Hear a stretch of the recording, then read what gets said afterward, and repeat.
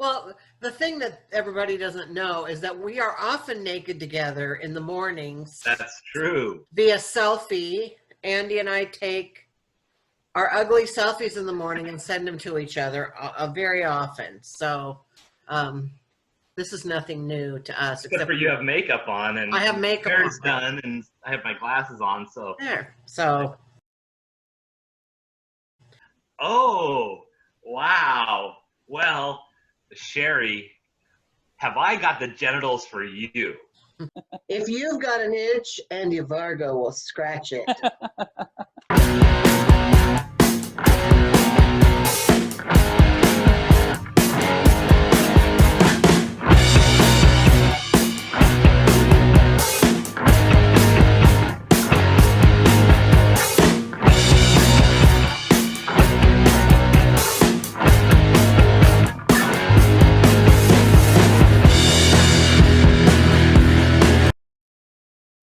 Welcome to Scrutiny with Cheri and Andy.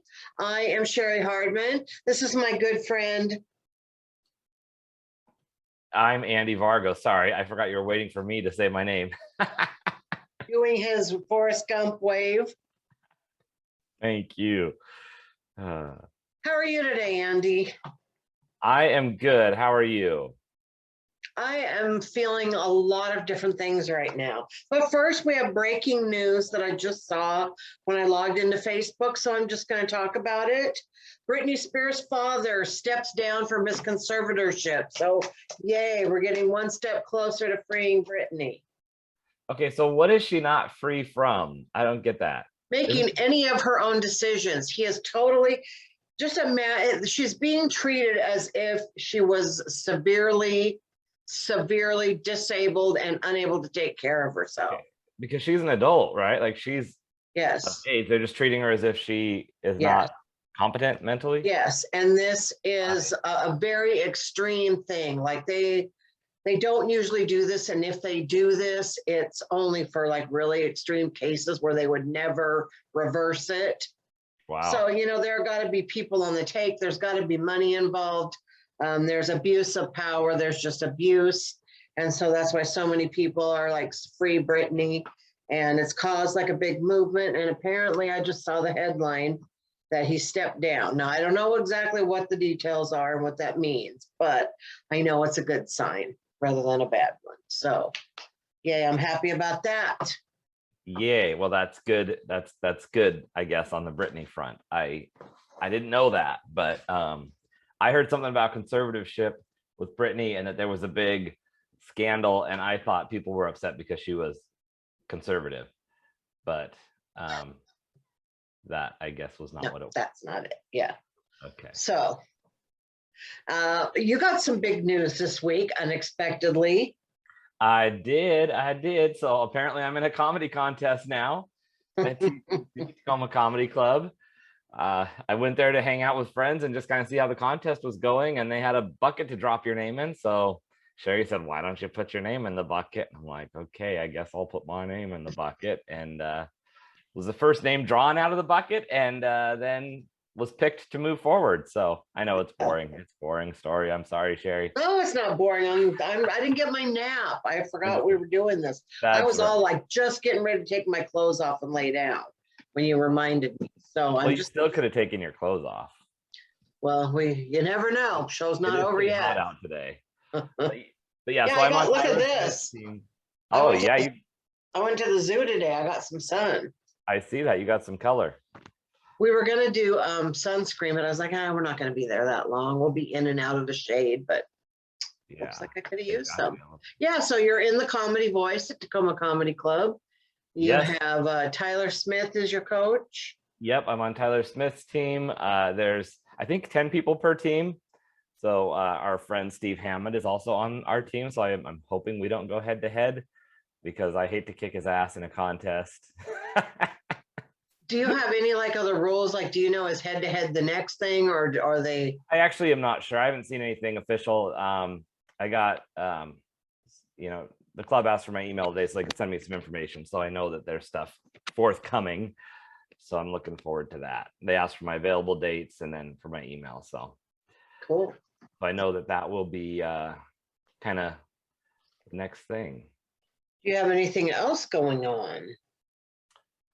What do I have going on? I've got a couple comedy. I have comedy shows booked into September now, 3 different places. So, but the next one is Odd Otter on the 30th, other than a couple open mics. But so I'm excited about that show. I think that's going to be a packed room. We've been talking about it, so I know people have heard about it. Yeah, that's exciting.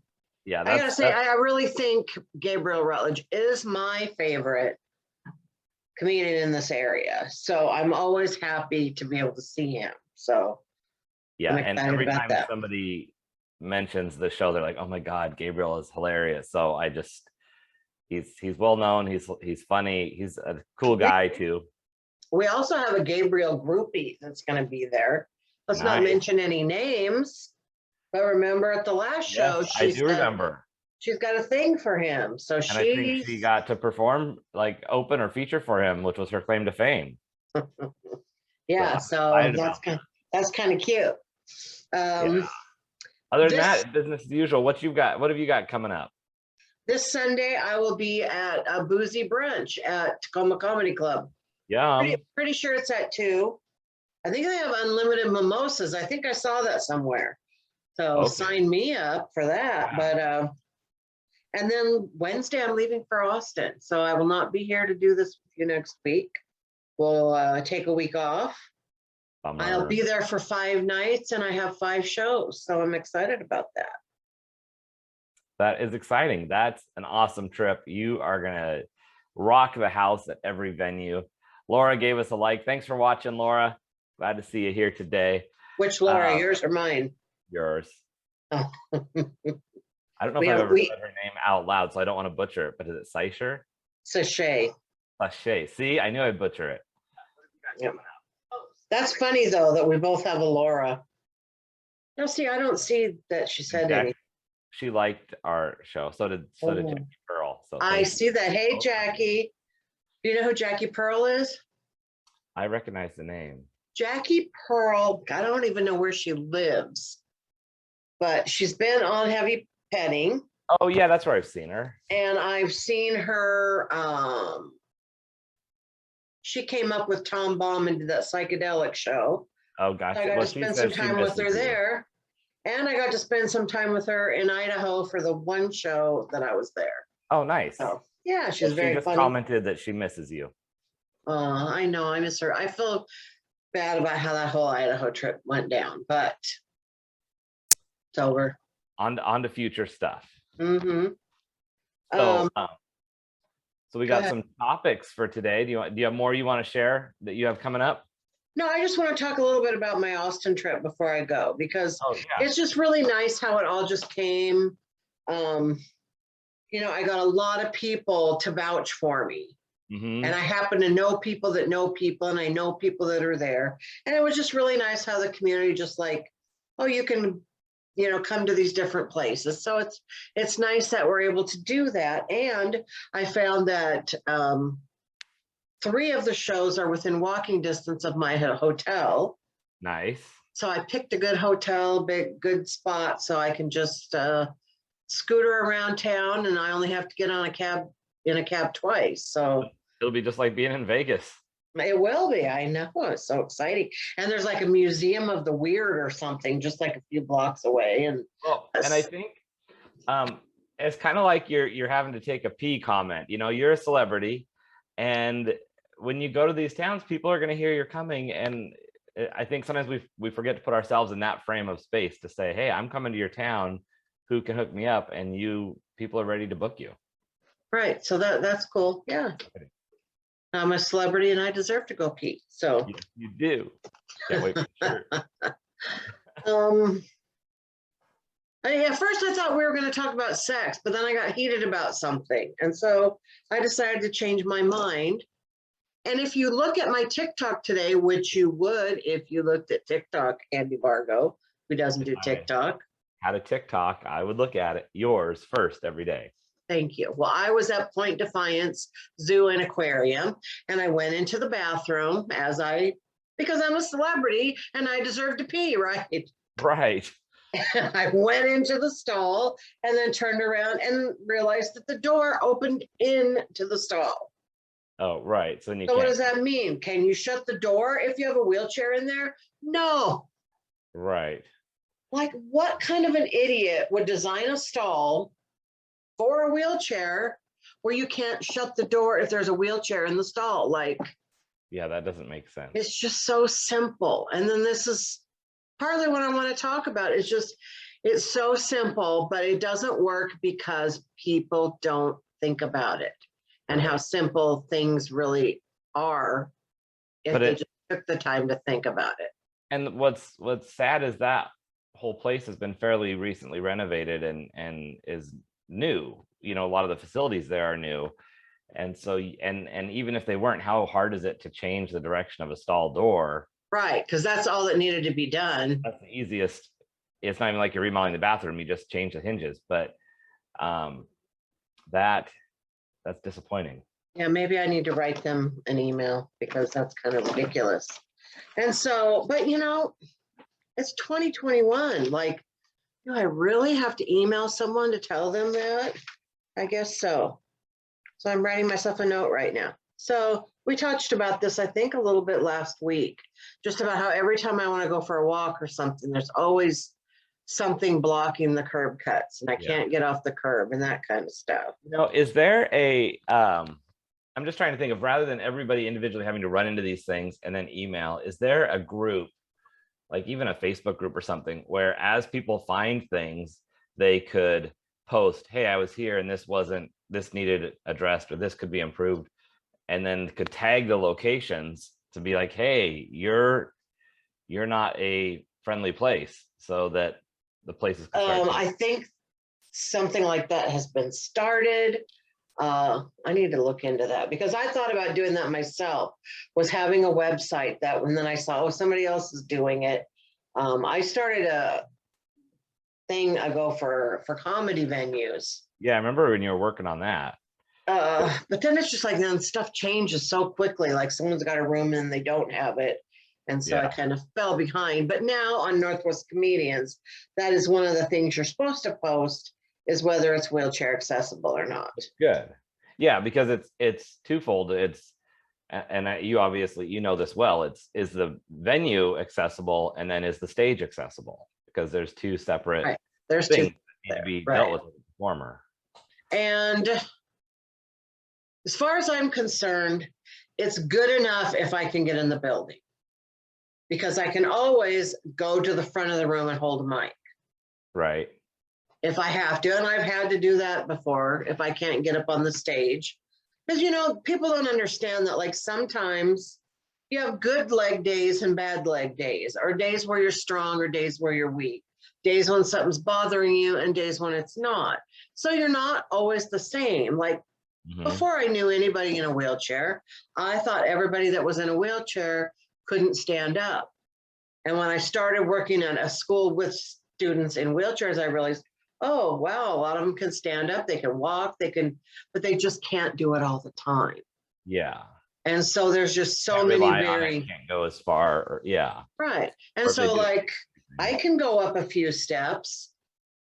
But if the steps don't, if there's no handrail or the step is too tall, Yeah. I want to say I can't do it. And maybe I could do it, but I don't want to. If I don't feel like I'm going to land on my feet, I'm not going Right. to do it. Well, because whatever you go up, you have to come back down. Right. And sometimes if a step is too big, I mean, and there have been times in my life when I've been standing or walking where my left knee had just gives out. Yeah. And I don't want that to happen on stage because for number one, it's embarrassing. Mhm. You know, number two, it puts you in a position of vulnerability. And when you're on stage, you're vulnerable enough, but you want to appear powerful. Right. Yeah, it's all about coming across confident. I noticed that in the competition the other day, and I've seen this before, but it's interesting when you see people back to back in very short sets. I noticed with a couple people where you really could tell their lack of confidence, and they're putting themselves in a position to be vulnerable by not looking out at the audience, by looking down, by after they say their punchline, they kind of shy away while the audience laughs. And it's not because they don't have good jokes, it's just they don't have the confidence to stand there basically while they're being judged on what they just said. Right. Totally understandable. And I used to be more like that. I've gotten better at not doing that, but it is interesting that you say that because it's very vulnerable being on stage. And confidence is key. And so, like, kind of at this stage in my life, you know, first of all, I'm 60 years old, freaking in pain all the time. I'm tired. Mm-hmm. I'm tired. And then I have to fight for just every little thing. It's tiring. And so today, something happened, and I'm probably going to cry. I'll tell you that right now, because I can feel it coming, and I'm just going to let it happen. I don't like people to see me cry, but I think maybe they need to see this today. Mm-hmm. That everybody's celebrating some new comedy room that's opening. And the gist of the post was that we're going to be so inclusive, you know, we're going to give preference to people of color and LGBTQ and women. And it's a big celebration, and it's so exciting. And then down, well, it's not wheelchair accessible.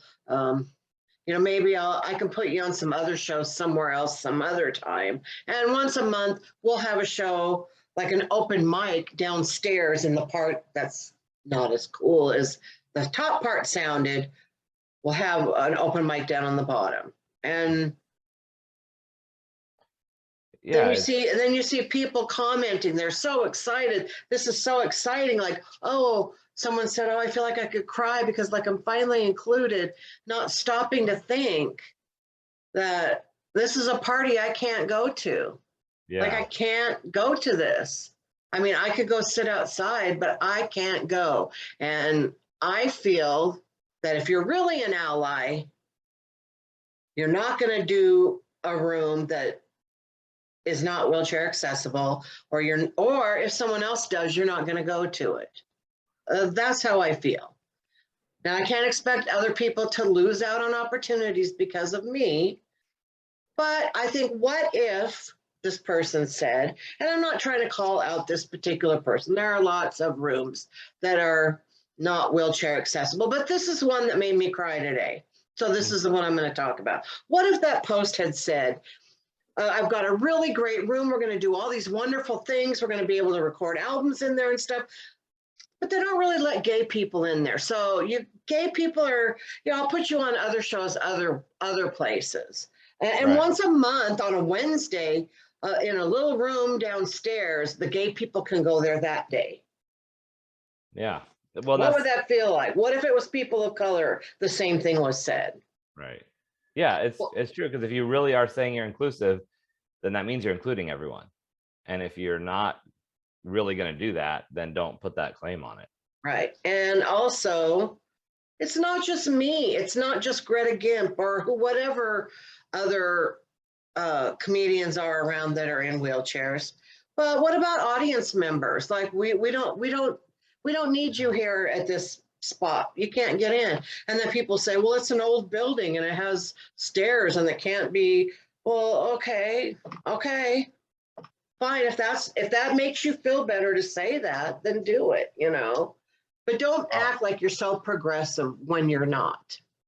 Well, and I guess the question too, you know, to me, it comes up to thinking there are venues that have been around for a long time that have already had things established before that we were having a lot of this conversation, and that need some work and that maybe have harder time doing that if they are an old building. But that's one conversation versus starting a whole new thing in a building that already wasn't having something going on. That's a whole nother. Right. Now we're adding more that are not inclusive versus having the rest that we still need to deal with.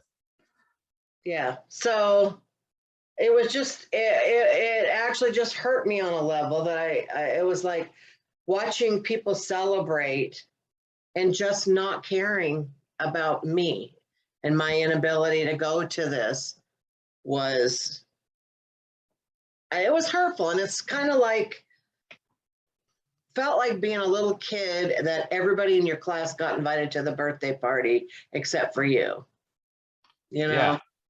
I think that that's a really good analogy, because it is one of those, like, it's one of those things where people don't think about,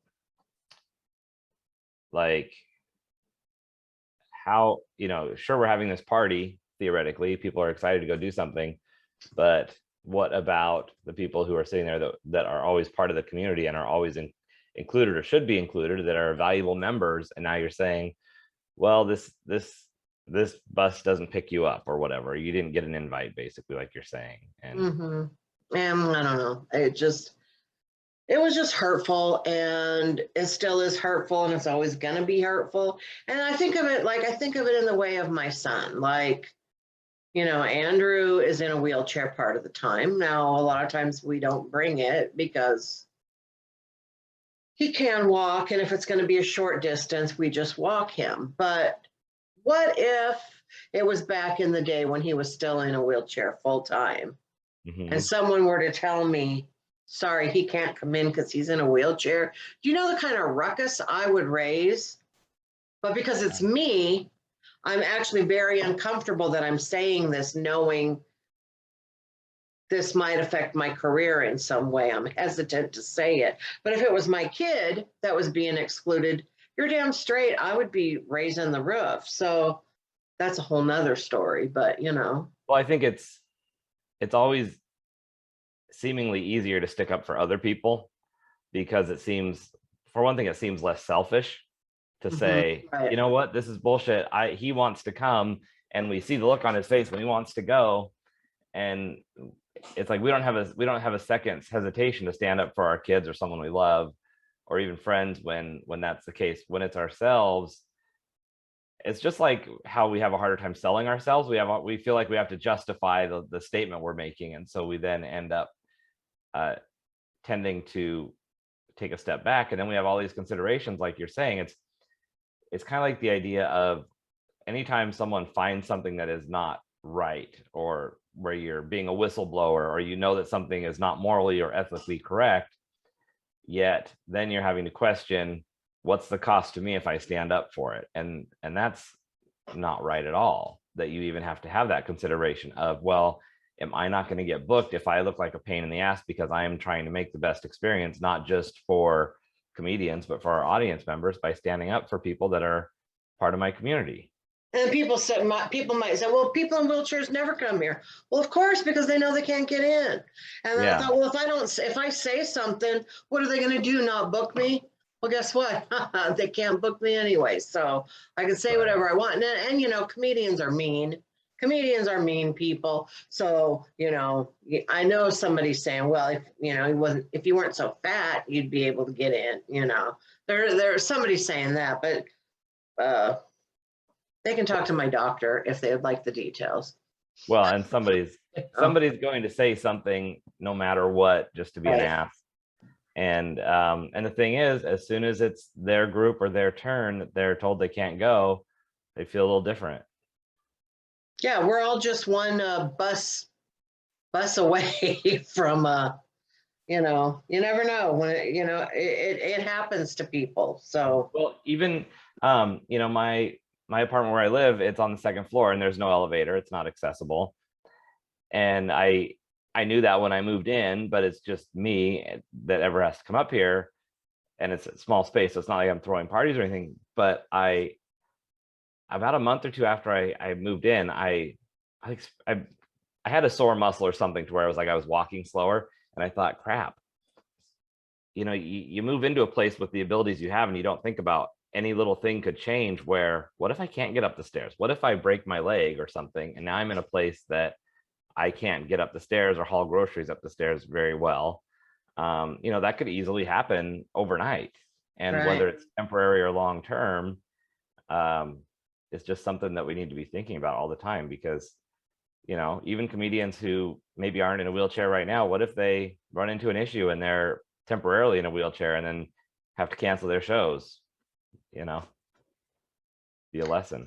Exactly. So I don't know. I don't expect that this will make anyone care at all, but I just feel like people maybe need to think about it and I would offer the opportunity for anyone who really doesn't get what the big deal is to come spend a day with me and let's go some places. Let's Mhm. go some places and let's let you see me dealing with my wheelchair while I go run errands or just go try to have a good time. But let's go and you can come with me and be really aware of my surroundings. Yeah, I would I think that's a great thing to offer. I think even just if people don't go somewhere with you, just go to, you know, a street corner or a mall or a busy place and sit around and watch the steps that someone has to go through to navigate a store or getting their food from a counter or whatever it is, and think about the process. I guess one thing I would think, and Nico posted it on a comment when you commented about on Facebook, was, you know, what can people do beyond, you know, becoming more aware? And also Nico commented on our show today. Hello, Nico. Thank you for joining us. He says, that really sucks, Cheri. I didn't think about it the exact same way, and you have great points. I'm sorry, but I know actions speak louder than words. I personally don't know what I am going to do. So That's for each person to decide what they think is the morally correct thing to do. You know, I mean, I can't tell anybody to not go somewhere because I can't go there. If you feel comfortable going there and saying, screw everybody who can't come in here, then do it. You know, I mean, it's your deal. So I just want people to at least think about it, just at least think about it. yeah, you know, I was thinking about this map, or this like idea you were talking about, having the venues kind of rated, and I could see it being, whether it's a stars or something, where it's okay, if it's X amount of stars, that means that you can get in, but, you know, maybe it's not really performer friendly, but it's you know, customer friendly. Mhm. But then there's also questions, is it fully accessible versus partially accessible? Because I know there are some places where you go in and you might be able to go into the main room, but, you know, there's a couple stairs down, like the mix, where you go down a couple stairs to get to the karaoke, or the bathrooms are really tight and you can't get in and out very well. So there's a lot of dynamics to a place being accessible and friendly. And so I think when we look at rating them, it needs to kind of account for that too. It's like, Right. how where is it on the scale of greatness? Well, and, you know, I'm ready to move on from this topic here pretty soon. But one thing I realized, like when I first started having to use a scooter, was at first I would, like, say I would go to the 907, for example. And for me, it was before I had to use a scooter.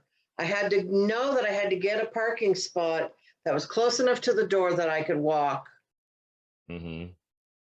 And so I would drive, and okay, I'm a woman. That's not that good at parallel parking. So there had to be at least enough space that I could kind of navigate it, right? And I would drive around and around and around the block. And then sometimes I had to go home because I couldn't park close enough to the door for my comfort. Then I got my scooter and I'm like, fuck, I can go anywhere I want. But then I realized that I was ashamed. I felt a certain amount of shame or embarrassment that people are going to say stuff or people are going to think stuff. And so then I stayed home a lot. And then I just realized, you know what? Like, I want to live my life. I want to go places and do things. So I'm going to put myself out there and try to navigate this world. And so I know there are a lot of people that are at home not going places because the stigma, Mm-hmm. or they don't want to go and then find out that they can't get into somewhere, you know. And because I remember I went to do a show one night. Maybe it was just an open mic, and then got there and couldn't get in. And just that feeling, Yeah, was horrible. And so I know there are people that just stay at home that would like to go to a comedy show, but they can't get in. So think about that. That's all. so I know you're ready to move on, but before we do, do you have like your top couple places or few places that are in the area that are accessible.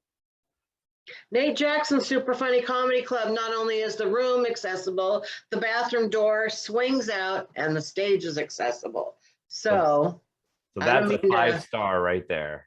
there's no complaints about that place at all. The staff is really accommodating. Because some places, was that you and I when we went to Vegas? There were some places that made such a big deal about my scooter. Yeah. Wasn't there some place that was like, Yeah, I remember someplace being kind of like, are you going to bring that in here? I can't remember what it was they said, but it was like, and then we went to House of Blues and they were just like, come on in. And then yeah, she's like, yeah, House of Blues was like the perfect experience from my side of what I saw, where, you know, there's a ramp to get up into the place. She said, just give me a minute to go clear a table and make sure it's ready. And then she told us which way we were going to go to get to the table to make sure that it was clear. She communicated well, and it was no big deal. right.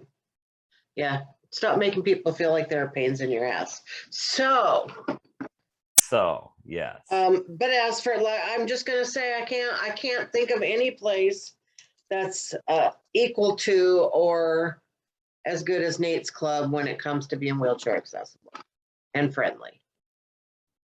I'm sure maybe there is somewhere, but that's number one. So, Well, and like you said, there might be places that have pieces of it, but not the full package. right. Like Tacoma Comedy Club, great. You can get in easily. The bathroom's great. Has actually a really good handicap bathroom. But the stage, you have to navigate stairs. And So some days that's really taxing. Yeah. So it's good for customers, for audience, Right. not necessarily not there yet for performers. Right. Yeah. And we can talk about ramps, like I don't think I know people that know how to do ramps, or there are such things as portable ramps too. So what do you want to talk about now?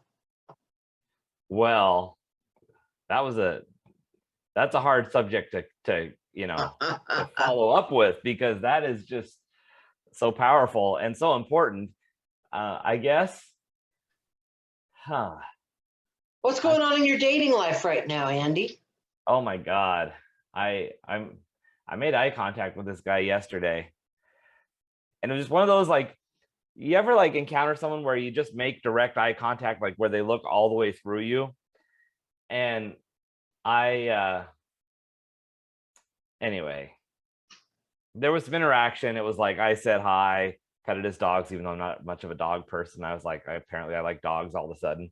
And then I was at the brewery and he came in and he said, well, I just finished that one. What do you have anything you'd recommend? And that was like, I hadn't instigated that part of it. So he came up to where I was. And I'm like, oh, okay. So then we talked a little bit, but he just made this, and I don't know, maybe it's just the way his eyes were, but then, I don't think he's really gay. And that's kind of the thing I always run into, is like, well, I don't know. So I just let that go. If I see him again, I'll see him again. But I have really nothing going on in my dating life, which has actually kind of been okay.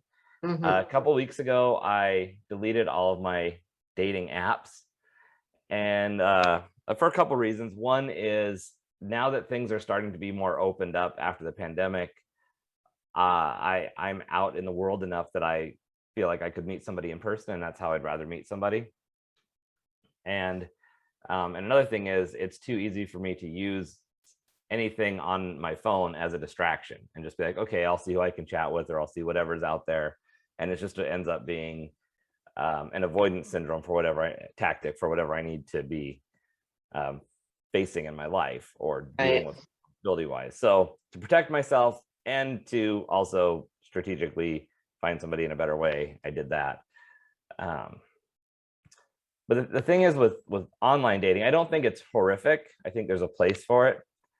But what I've seen is, we start with all these check boxes and we start checking off things. Well, we have similar hobbies. I'm attracted to their picture enough. And then we have a little bit of small talk. But you still haven't met in person. And then finally you meet in person, and you figure out if you have any chemistry. And then but in the meantime, you've kind of built up this fantasy of how you think that person is going to be and what they're going to be like. And then you get there and then you almost feel betrayed by them for not being what you expected them to live up to.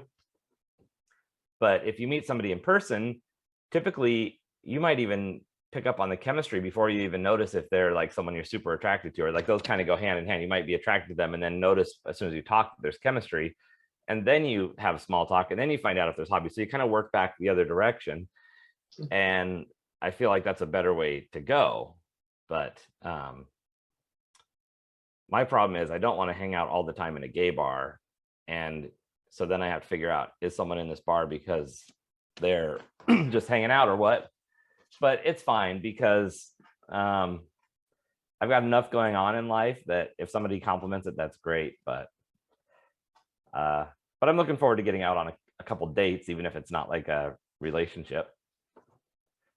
So if you would like to date Andy, send an email to Scrutiny with Cheri and Andy at gmail.com. Cheri's gonna set me up. We can start like a new show. Do you want to date Andy? Oh my gosh, that's funny. Yeah. And every once in a while, last week I was at karaoke and a gal started kind of like, while I was singing, like kind of bumping and grinding. And I haven't been so afraid to have a woman on me since I was married. I was like, oh no, I hope she doesn't think I'm straight. She's a pretty lady, but. That's funny. So yeah, I need to work on some new jokes. And now that I'm in this contest and that we have the show coming up, I have a solid set of time that I'm happy with. And I'm not disappointed in the jokes that I have to tell. But if I'm going to continue doing more and more comedy, I need to continue developing more jokes. And so that's been a challenge lately. So I need to, I want to go. It's a challenge sometimes to force yourself to sit down and write. It is for me. Yeah. And what I want. Ideas galore. Yeah. And I'm trying to come up with topics to joke about that aren't necessarily about gay dating, because that's what a lot of my set has been quite a bit. Right. So thanks, Nico. Nico said congrats for making it on The Voice. Appreciate that. I always do my that was kind of funny. We weren't expecting the night to go that way at all. No, not at all. And you know what? There is some freedom in getting on stage when you hadn't planned it and not over planning or having any anticipation. It's being like, you know what? If it works. And if not, I'm not. Well, I think it helped that you had a couple drinks before you met me. And so, you had to kind of recover from that, but alcohol does put you in a little more relaxed frame of mind. Yes. That's probably what got me to put my name in the bucket, first of all. Yeah. And then I thought, oh crap, I Liquid courage. Yeah. And then I had that feeling of, I always regulate how much I drink before I go on stage. I stick to one drink until after I perform.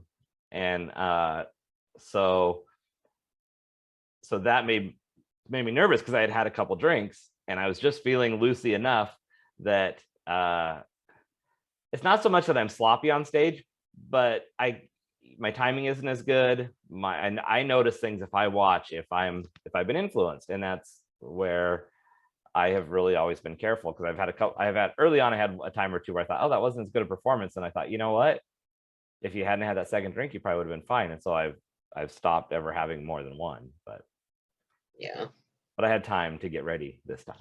I know, I really would like to cut loose and party, but there are several things. There's hard to find a bar that I can sit in comfortably without everybody else with me sitting up on a bar stool, because me and bar stools don't mix, number one.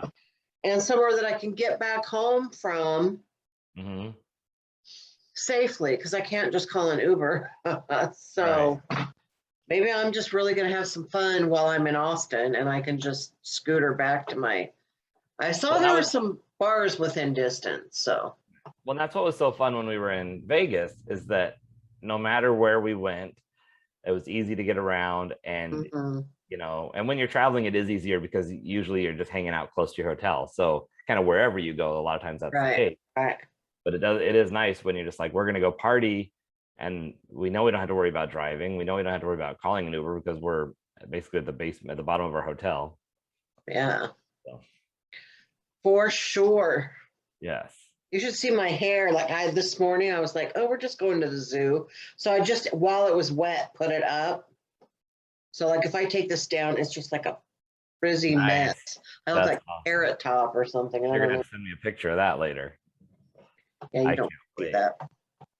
So next week you are in Austin, and the week after I'm excited about. That will be right before our big show at the Otter.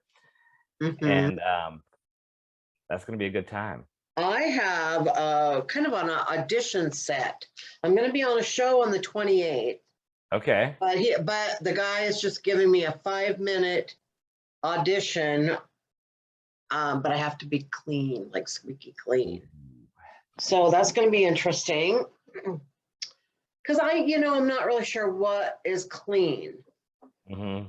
Or how, That's like, is it okay to say, went to bed with my husband? Or do right. we not talk about sex at all? Or is it okay to say, it's just like, how clean is clean? Right. Because I've seen some TED Talks where they drop an F-bomb or they talk about sex or they say bullshit or things like that, where I think, okay, this is a professional talk, but they're Right. So when it comes to comedy, I've had that question too, where does that mean you can't make any joke about sex, or you just can't do hardcore dirty Right. jokes? And or can I do the joke about Andrew where he says ass? Can I say out? Like, that's I yeah. don't want to ask because then it's like, well, like it sounds like I'm trying to get away, see what I can get away with, but it's just like, I don't know. So Yeah. we'll see what comes out of my mouth that night. And one of the things that we do, which I'm going to ask you after we're off camera, because I did something different with one of my jokes the last 2 times and you heard it both times. So I wanted to get your take on it, see if you noticed. And it was a tip I got from you. But it's one of the things we do really well is kind of run those jokes by each other. And my thing is, clean or not, I want to get topics of jokes that aren't about sex or dating, because my goal is to do corporate entertainment, and I can't do corporate entertainment about dating. Like, that's just not the topic that you talk about. You can have a couple of dating type jokes, but if your whole premise is being gay and dating, that's not what they want to entertain their crew with. Straight or gay, it doesn't matter. That's not a topic you usually use in the office. So that's a challenge I'm working on, but also trying to make it clean topics that aren't about dating or my gayness. And so that's my challenge right now, but I'm not going to mess with that in the middle of a contest, because I'm going to go with the tried and true stuff that I know gets laughs. Mm-hmm. So I know, I remember somebody during Nate's contest saying, like, can we do the same set over and over? Is it going to be the same judges? And he said, don't worry about that. Just do your best stuff. Mm-hmm. So yeah, and that's a good, because there are times where you just have to go with what's tried and true. And that was one thing that I struggled with the other night before I went on stage was, okay, I have a 3-minute set. I have to get as many laughs as I can out of that 3 minutes. I know what my best jokes are, but what are the shortest best jokes that I can put together into 3 minutes really quick? right. And I cut off. I didn't go further. I was going to do one more, but I wasn't quite sure where I was at from the first light to the second light. And I thought, I don't think I have enough time to do the full next joke. But also I already had a judge turn around, so I didn't want to waste it because I could pull that out for the next round. So there was a little strategy there too. Yeah, you did a good job. Well, thank you. We got like 10 minutes. I'm trying to think if there's anything fun and lighthearted that our audience would like to hear about. We went to the zoo today. Mm-hmm. And I gotta say, okay, I haven't been to Woodland Park in a while, but I gotta say, Woodland Park kicks Point Defiance ass by far. Well, it is like 4 or 5 times the size. Well, yeah, like there's like one sad elephant all by herself. There's like one sea lion who's blind and was shot in the head. Like it's like it's like the Humane Society of Animals, like I don't know. It was Well, just the nice thing with the Point Defiance Zoo, it is like a mini version of a zoo. But one nice thing is they have the aquarium there, and so you can the do both. aquarium rocks. I gotta say, like I could have stayed in that jellyfish room for like an hour. It was just so cool, all the different kinds of jellyfish. So I highly recommend that. That was really fun. But yeah, it was like good thing we were on scooters because if I would have walked all the way around all that for as Oh little yeah, animals as we saw, it would have been kind of disappointing. But there are it's beautiful. It looks much better than it used to as far as foliage and it seemed like they made it so it's a little more handicapped easy. It used to be like a death trap to try to yeah. push There's some hills a there. wheelchair around in there. And that was really easy to get around. Oh, So good. Yeah, it because was a that whole zoo nice, is on a hill, and you know, for me going to the Point Defiance Zoo, it's very nostalgic, having grown up in Tacoma and having raised my kids in Tacoma. So when I go there, it's the zoo that I went to as a kid, and I remember seeing Cindy the elephant that they had to send out because she was too much for him to handle before they built the new elephant. I And remember when Andrew was little, they had elephant rides there. yeah, I yeah, I have a remember. picture of him on an elephant there. Yeah. I swear I rode an elephant there, and I can't remember if that's something. You know how you have those memories that you kind of think you did, but then you're like, but did I really? Yeah, you probably did because Andrew's 37 and he rode one. Yeah, I'm pretty sure I did. That's the other thing is my child is going to be 37 tomorrow. Wow. Happy birthday, Andrew. So weird because I'm only 40. I don't know how that happened. And you guys are doing so much cool stuff for his birthday week, and then you still have the fair coming up. Yeah. Yeah. So his birthday present is tickets to the Beach Boys. Like we all know that we've seen the Beach Boys probably at least a dozen times Oh yeah. because they're Andrew's favorite. So we go every year to see the Beach Boys. We've gotten to meet Mike Love and Bruce Johnson, and it's always a good time. I actually highly recommend a Beach Boys concert, even if you think, oh, that's just a bunch of old people there. There's always a ton of young people. It's always high energy. It's always fun. There's always a big beach ball that Oh, people cool. are tossing around. It's fun. So Well, and you know, the thing about concerts, regardless of how much you like a band or the skill of the musicians, there's an art to being entertaining and making it a fun concert that not everybody can do. and sometimes they have John Stamos with them. Okay, he's Oh God, no. Don't act like you don't know who John Stamos is. well, I know the name. What was he on? He's an actor, right? Oh my God, really? You know, I'm not good at this. You know, I suck at this game. All right. Why is he We're there? gonna Just find the a best. big Beach Boys fan or something?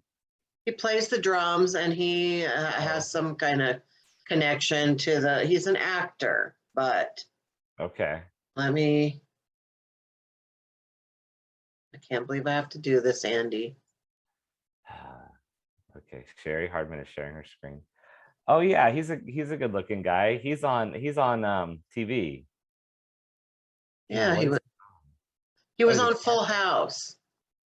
Oh yeah, he was the cute uncle. Uncle Jesse, yes. And I'll tell you, let me just tell you that the year that he was at the fair when we went, my husband had a really good time that night after we got home. And then he learned that all he had to do after that was say John Stamos and boom. Oh my God. So I guess on our Every next now show, and then he still drops the John Stamos card if he's, so you come home and there's like a poster. You go home from your Austin trip and there's a picture of right poster of there John on the Stamos. ceiling. Oh my God, that's awesome. Yeah, so that'll be fun. For Dave's birthday, I'm just gonna send him a poster of John Stamos. Like, you know what to do. Ordered one for myself too. Okay. Yeah, I know who that is now. Thank you. So I mean, so that was fun because it's like you kind of heard this like my God, is that John Stamos? Like, you know that he tours with them sometimes. So you just Yeah, never know, so it's a like, possibility. is this going to be one of the times that he's here? And so out of all the times we've seen him, it's only been once, but it was a good, That's cool. yeah.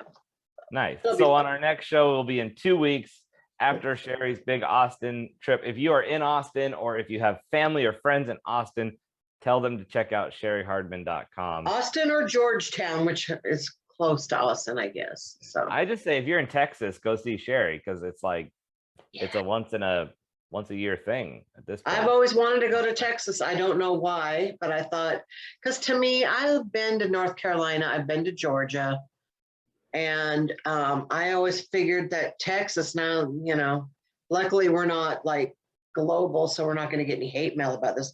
I always thought that Texas was just like a little bit classier version of the South. So Oh, okay. we'll see if I'm right. We'll Well, see. yeah, if we'll I'm- see. Okay. But anyway, so yeah, so I'm excited about that. And I did check our Gmail account and we have not gotten any emails. No So dates for me. what? No dates for me, apparently. Yeah. No, I mean, ever. We've never gotten any ever. So if you have show ideas or questions or comments, we will read them or show them live on the air if you want us to.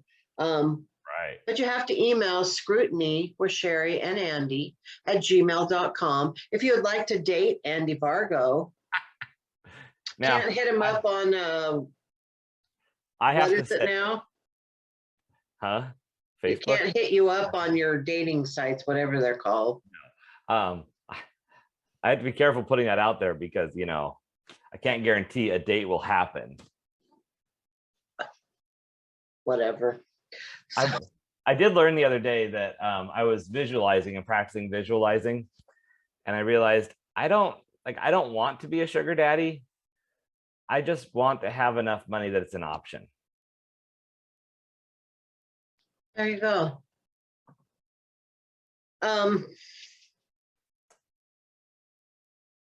We went to our spot today for lunch, by the way. Oh, you did?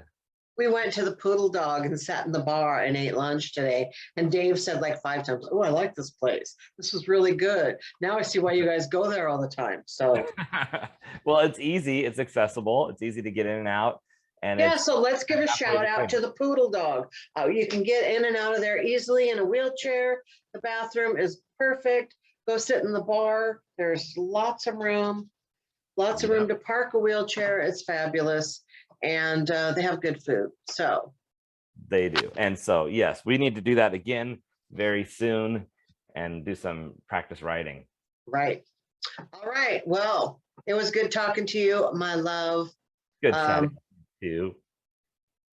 I guess that's it. Bye, everybody. Thanks for watching. Bye-bye. Such a dork.